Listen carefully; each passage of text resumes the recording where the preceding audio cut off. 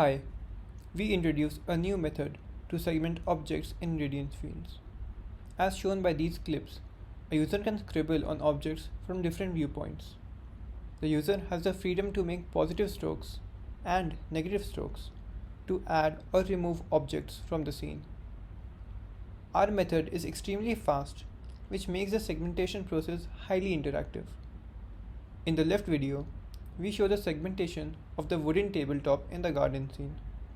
In the right video, we show segmentation of the JCB Lego in the kitchen scene. These scenes are taken from the MIP Nerves 360 dataset.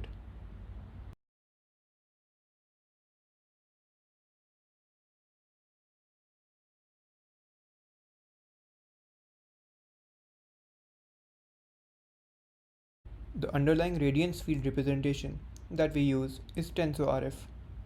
We shoot a ray through a pixel in the training image and sample points on it. The colors at these points are accumulated using volumetric rendering to get the color for that pixel. This value is regressed against the ground truth value in the training image by taking an L2 loss between them and backpropagating it. The same set of training viewpoints are then passed through a pre-trained dyno to obtain a feature map for the images. Dyno is a self-supervised vision transformer which provides us with rich features for pixels that can be used for several downstream tasks.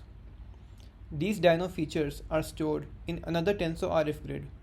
We leverage the same volumetric rendering equation to render these features and regress them against the teacher feature map. Using this joint loss function, we can learn a voxelized radiance field along with a semantic feature field. An important point to be noted here is that the dyno features are not passed through any view direction dependent MLP, since the semantic features should not depend on the viewing angle. This decision also helps in faster rendering of features. This was a radiance field capture step. We will now move on to our radiance field segmentation procedure. A user can scribble on a rendered image from any viewpoint.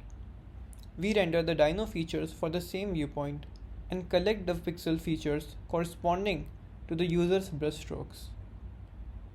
This set of 2D scribbled features are clustered using k-means clustering. The entire 3D voxel grid is queried against these few clusters to classify whether the voxels are a part of the object or not.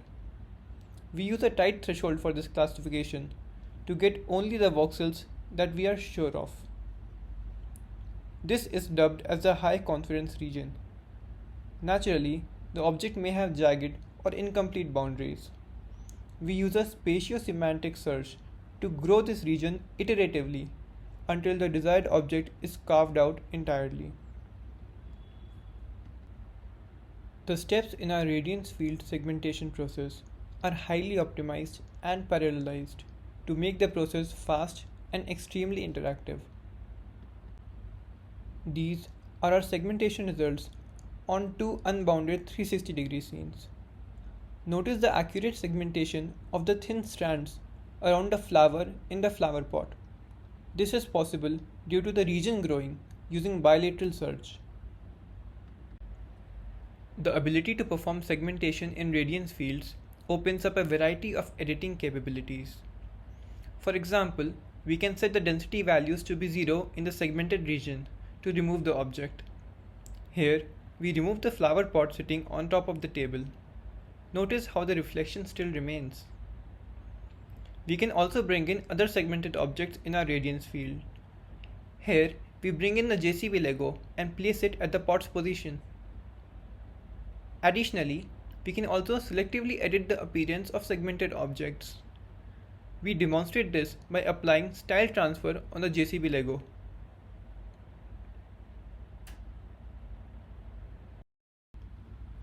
We have compared our results with previous methods like N3F and DFF. We outperform their segmentation both qualitatively and quantitatively.